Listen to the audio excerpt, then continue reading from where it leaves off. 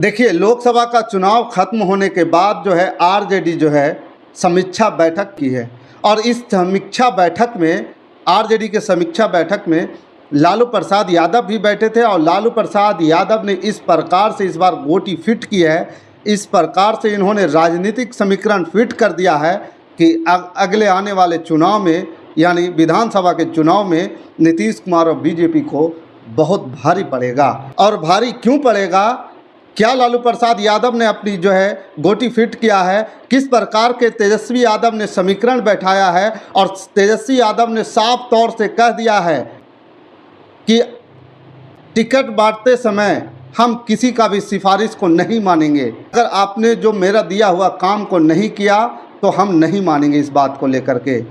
दोस्तों नमस्कार, मैं हूं पवन चंचल और आप देखना शुरू कर चुके हैं जनजोश न्यूज़। अगर आप इसे फेसबुक पे देख रहे हैं तो फॉलो कीजिए और यूट्यूब पे देख रहे हैं तो सब्सक्राइब जरूर कर लीजिएगा।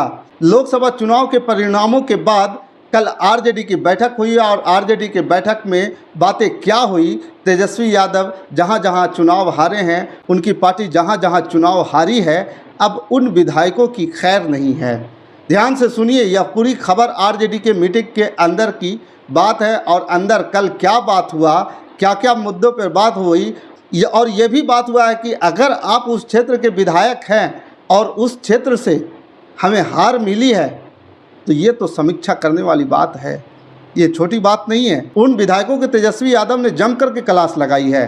तेजस्वी यादव ने लालू यादव के सामने क्या क्या कहा, सभी विधायक वहां मौजूद थे, सभी विधान पार्षद वहां मौजूद थे, सभी जिला अध्यक्ष वहां मौजूद थे और जो लोकसभा चुनाव के प्रत्याशी थे, चाहे वो जीते हो या हारे हो, वो सभी वहां देखिए मौजूद थे। देखिए, अभय कुशवाहा को संसदीय दल का नेता बनाया गया, या खबर निकल के आई है। मीसा भारती भी उस मीटिंग में मौजूद थी, लेकिन अभय कुशवाहा को लोकसभा में संसदीय दल का नेता बनाया गया।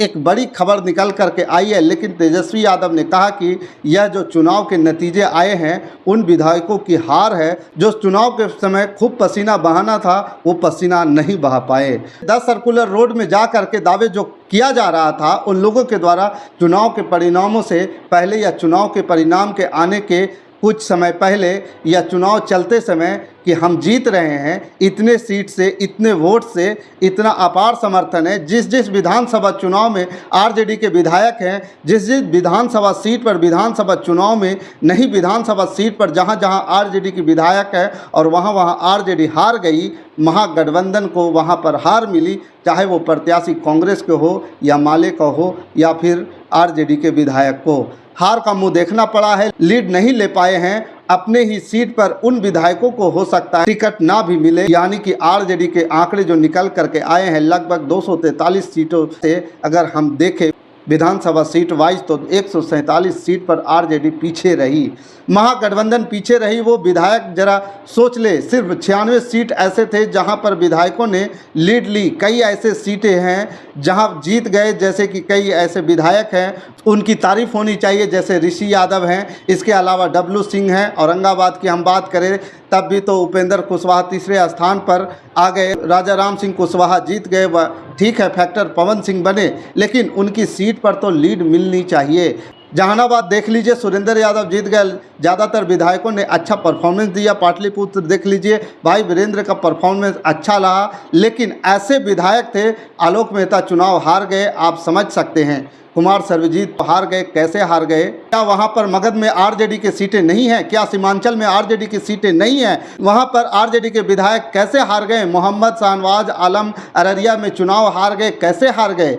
तेजस्वी यादव ने आज लालू प्रसाद यादव के सामने साफ साफ कह दिया कि तमाम वो विधायक अगले 2 महीने में तुरंत अपने संगठन को मजबूत करें, नहीं तो वो भी पैरवी हम नहीं सुनेंगे। 2025 में यानी कि साफ है, जिन जिन विधायकों को उनकी सीट पर बढ़त नहीं मिली, विधानसभा चुनाव में रोहिणी आचार्य चुनाव कैसे हार गई, सारण में सवाल तो खड़े होते हैं। उन विधायकों का टास्क दिया है तो तेजस्वी यादव ने अगर सुधार नहीं हुआ तो उन्हें टिकट नहीं मिलेगा।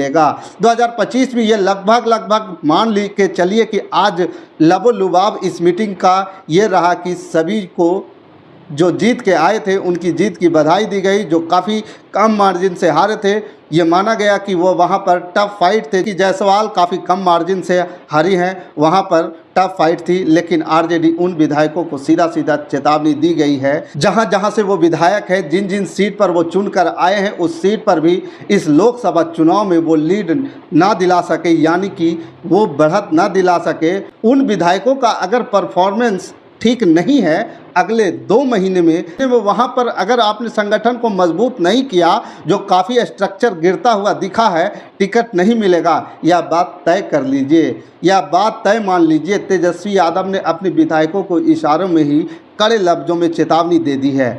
लालू प्रसाद वहाँ मौजूद थे, आरजेडी के प्रदेश अध्यक्ष जगदानंद सिंह वहाँ पे मौजूद थे, तो यह भी कह दिया है कि राष्ट्रीय अध्यक्ष जी यहाँ बैठे हुए हैं। उन्होंने जो बातें कही मैं आपको बता रहा हूँ, राष्ट्रीय अध्यक्ष जी यहाँ बैठे हुए हैं। तेजस्वी यादव बोले थे कि इनके सामने ही मैं कह दे रहा हूँ, कोई पैरवी काम नहीं आएगी। यह बात समझ लीजिए। आपने आरजेडी के विधायकों को सबको यह कहकर चेता दिया कि संगठन को मजबूत करना है 2025 के लेकर के। देखिए 2020 में भी यह कहा जा रहा था कि तेजस्वी यादव का मुख्यमंत्री बनना तय है, लेकिन कैसे चूक हो गई, क्यों चूक हो गई? आरजेडी के बड़े बड़े नेताओं ने चुनाव के परिणाम से पहले कहा था कि किसी ने कहा आरजेडी 23 सीट जीत रही है, किसी ने कहा मतलब महागठबंधन, किसी ने कहा कि महागठबंधन 20 सीट से कम तो नहीं, किसी भी हाल में नहीं आएगी, 20 सीट तो जीतना ही जीतना है। किसी ने 30 से 35 सीट कंफर्म मान के चलिए। महागठबंधन को नतीजा क्या आया? बीमा भारती को भी 27,000 वोट मिले थे, जो जेडीयू छोड़ करके आई थी, सिटिंग एमएलए थे आरजेडी में। अब बीमा भारती फिलहाल रुपौली में गई है उपचुनाव लड़ने के लिए। वहां भी सभी नेताओं को कहा गया है कि आप जाकर उनकी मदद कीजिए। देखना होगा बीमा भारती क्या विधानसभा के उपचुनाव में जीत पाती है, क्योंकि वहां पर कलाधर मंडल हैं, जदयू के उम्मीदवार हैं, और लेसी सिंह पूरा मोर्चा संभाले हुए हैं। आरजेडी के इन तमाम नेता और विधायकों को सीधा सीधा तौर पे चेतावनी दे दी गई है, अगर संगठन को मजबूत नहीं किया आप अपने विधानसभा क्षेत्र, तो यह मान के चलिए कि अगर विधानसभा की सीट, अपनी सीट पर भी संगठन को मजबूत नहीं किया, तो आने वाला विधानसभा का जो चुनाव होगा काफ़ी महत्वपूर्ण होगा।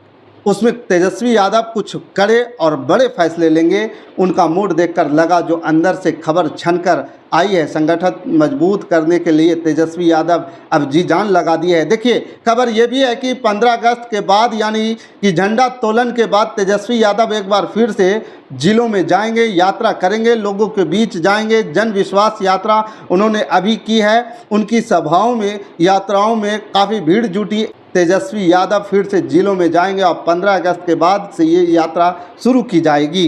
देखना यह है कि कितना संगठन को मजबूती दिला पाते हैं उनके विधायक, खास तौर पे जो चुनाव जीत के आए हैं 2020 में। वो तेजस्वी यादव के चेहरे पर जीत करके आए, लेकिन जब लोकसभा चुनाव की बारी आई, जब उन्हें अपनी ही सीट से लीड नहीं दिला पाए, क्यों नहीं लीड दिला पाए, ये एक बड़ा सवाल उन सिटिंग विधायकों के लिए है। विधानसभा के जो टिकट के दावेदार हैं उनके लिए भी एक ये बड़ा ही दुखद और बुरा खबर है। तेजस्वी यादव ने साफ कहा कि वहाँ जा कर के आप अपने क्षेत्र में मेहनत कीजिए और कार्यकर्ता को मजबूत कीजिए। अगर आप कार्यकर्ता को मजबूत नहीं कर पाएंगे, वोट नहीं दिला पाएंगे, वोट नहीं ला पाएंगे, तो आपको टिकट दे करके क्या फ़ायदा होने वाला है।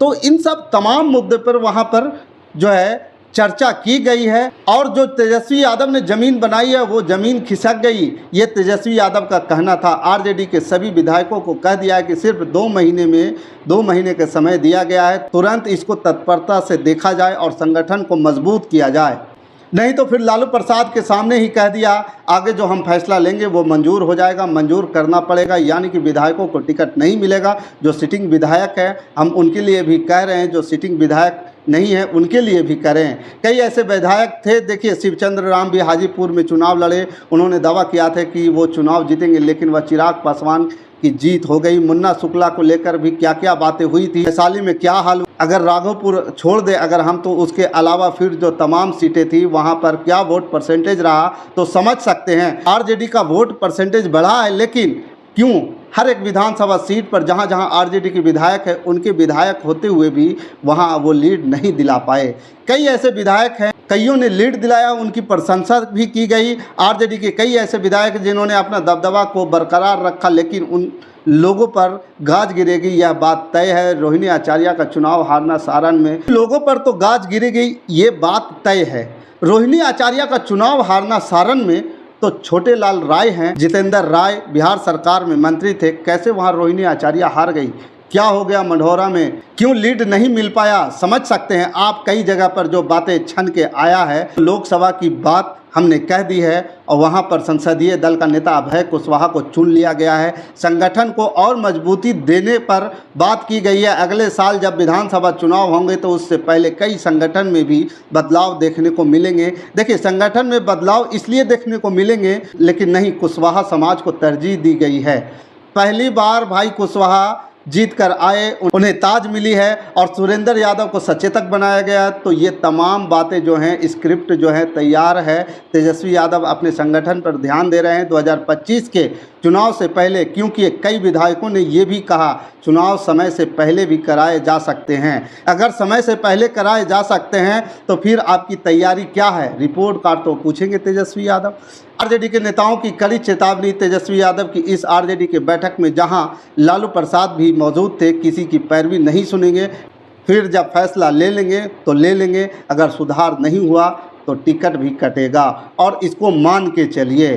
देखिए, जिस प्रकार से तेजस्वी यादव कल पूरी बैठक में पूरे विधायक और विधानसभा प्रभारी जिला अध्यक्षों पर जिस प्रकार से उन्होंने अपना दबाव बनाया है और संगठन को मजबूत करने की बात कहा है, उन्होंने कहा कि आप लोग तो ऐसे बोलते हैं कि हम जीत रहे हैं, सभी का जो है सर्वे आता है कि हम जीत रहे हैं, यहाँ से जीत रहे हैं, वहाँ से जीत रहे हैं, लेकिन जब रिजल्ट आता है तो कहीं से नहीं जीतते हैं। ऐसे कैसे हो सकता है? तो 4 सीटें और भी आ सकती थी, 12 सीटें भी आ सकती थी, 16 सीटें भी आ सकती थी, लेकिन क्या हुआ? आप लोगों ने मेहनत नहीं किया। ज़मीन पे जा कर के जो है आपका जो है सारा जो है टूट रहा है, ज़मीन खिसक रहा है। हमने जो मेहनत करके ज़मीन बनाई, जो भीड़ बुलाया, उस भीड़ को आपने जो है वोट में कन्वर्ट नहीं कर पाया। बाकी इस बात को भी समझिए, आपके अंदर में क्या विचार चल रहा है, आप हमें कमेंट कर ज़रूर बताइएगा। हमारे साथ बने रहने के लिए धन्यवाद। जय हिंद, जय भारत।